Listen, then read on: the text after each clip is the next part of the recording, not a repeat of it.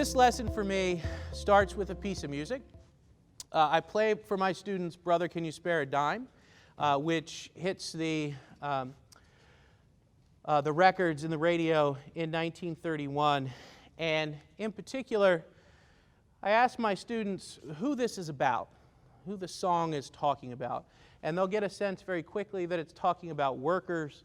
Once I built a railroad, once I built a tower, once in khaki suits, I went off and fought in the war. And in particular, the song is alluding to World War I veterans. The once in khaki suits, full of that Yankee Doodle Dum, 500,000 boots went slogging through hell, refers to World War I veterans who came home after the war and were promised a bonus for their service.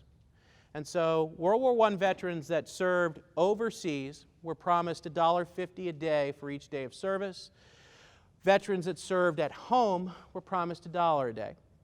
And that bonus was payable beginning in January of 1945. Problem is, the Great Depression hit. 26% unemployment and underemployment. Veterans are hit by it, and they realize in their mind that they have a way to survive the Depression, and that's to request early payment of their World War I bonus. And so they organized across the country and marched on Washington, D.C. They came by rail, they came by foot, they came by car, and they descended upon Washington, D.C. to exercise their constitutional rights to get Congress to pass an early payment of their bonus. When they get there, and I know people in the back will never see this, but they're given two places to organize. One is a condemned building just adjacent of the White House that's set to be torn down in a few months. And then across the 7th Street Bridge in Anacostia. This is the condemned building that they're given on Pennsylvania Avenue. As you can see, it's pretty condemned. But the D.C. police chief was a World War I veteran, and so he accommodated their requests. And then they set up what was called Camp Marks over the river in Anacostia. At the time, was the largest Hooverville in the United States. It had a functioning library, a functioning newspaper. They policed themselves to stop what they called radical talk. They had schools for the children. It was a functioning society. And then they protested on Capitol Hill. And Washington said, no, we cannot pay an early payment of your bonus. If we paid an early payment, it would be larger than the entire budget of the federal government for the fiscal year. But what they provided them was a free railroad ticket out of Washington to wherever they wanted to go, ostensibly home. About 2/3 of the bonus army took the railroad ticket and left.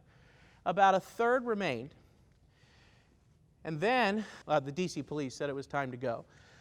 They came in, told the bonus marchers that it was time to leave, and the bonus marchers said no. And they picked up those bricks from the condemned building and started to throw them at the D.C. police. And so the D.C. police were struggling removing the bonus marchers. So they asked the United States government to step in, and the U.S. military came in to remove the bonus army. And this is one of those famous pictures. This is the U.S. cavalry, literally in the transition from horse to tank. And they came into Washington, D.C. They crossed over the 7th Street Bridge, removed the bonus army, and their houses were destroyed. And so what I'm going to ask you and your neighbor to do is to decide what you think would be a good driving historical question to look at the bonus army. What would get kids interested, get them connected, and diving into the source work? So take about 6 or 7 minutes, talk over with your neighbors, and come up with what you think would be best. I think Hoover panicked. Rightful protesters. Yeah. I mean, how ironic that they send in the army to break up veterans, right? So it's kind of symbolic, you know, of government's overreaction to the bonus army I like marchers. the idea of the either or question that so you would be like bonus army, are they heroes or villains in this case? So, that's a good idea. yeah. Or were they doing things that would justify the government taking action against them from a constitutional perspective? Is there something we can connect that to with kids now? Like protests now, the right to assemble now. Has there been? Yeah. I mean, but what I'm saying is there has been. I mean, there's lots of protests going on at this point that they could. Well, and there are lots of stories about, how our country's treating veterans currently, coming back from stuff going on in the Middle East and everywhere. And so, this is getting back to how do we treat our veterans? I know a number of kids have relatives who serve the military, so it might be a question that they would. But I don't know how to phrase the question to pull in current treatment of veterans versus. And while avoiding that rush to judgment. Right. That's tough. You're basically trying to create that thing to be like a fishing lure that's going to hook them in. Oh, that's perfect. To pay or not to pay? That is the question. Yeah. I love it. Should they provide That's good. early bonuses to Yeah. people that are involved? That's good. You threw a little Yeah. Shakespeare in there, didn't you? Yeah. To be or not to be. Yeah. And just And, kind of that'll. Yeah. just looking at that aspect, because it doesn't make a statement one way or another. They So have the to kids- argue a side. Right, and the kids can come from any Or direction. they're probably going to arrive at the point where they can argue both sides and see why some decisions are made and they're difficult, and there are two sides to it. What might be a potential question for an historical investigation that looks at the bonus marchers? Yes, ma'am. Should the federal government pay out the money or that could possibly break the government up, or should they give the World War I vets what they're justly due? So you want to look at the federal government and whether it's an option or a possibility. Okay, that's one route to go.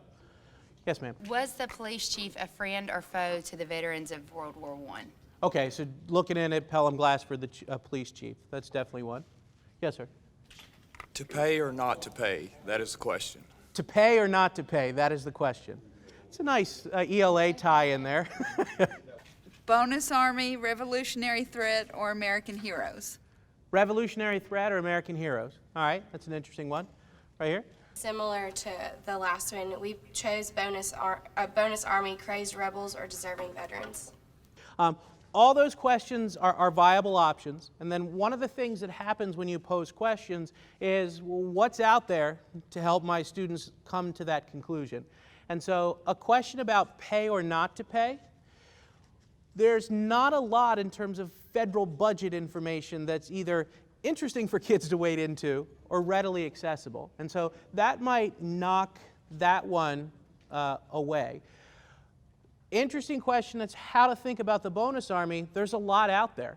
They're talked about in left newspapers, in right newspapers, in central newspapers. They're given a Democratic spin, a Republican spin, a socialist spin. So you could look at how they were perceived by the American public at the time period, and that's definitely one that you could wade into.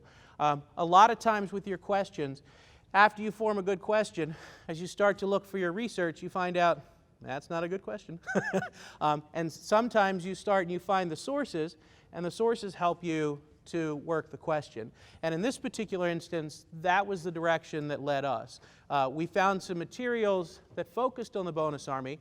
We were looking for a way that kind of incorporated an opportunity to look at Hoover's perspective of governing and to look at people's responses to the Great Depression. And what we found is that the key thing that's debated about the bonus army is who's responsible. Who's responsible for that forced removal, and why was it done? And this is what immediately came out after the bonus army and has occupied historians since then, this question of responsibility. And as we know, teenagers, they love to place what? On everyone but themselves. And so this is one of those things that draws in, oh, we're going to get somebody here. And as you'll see when we get back from lunch, provides a platform to look at a number of issues that are central to the Great Depression, the role of government, the relationship of political parties, those sorts of things.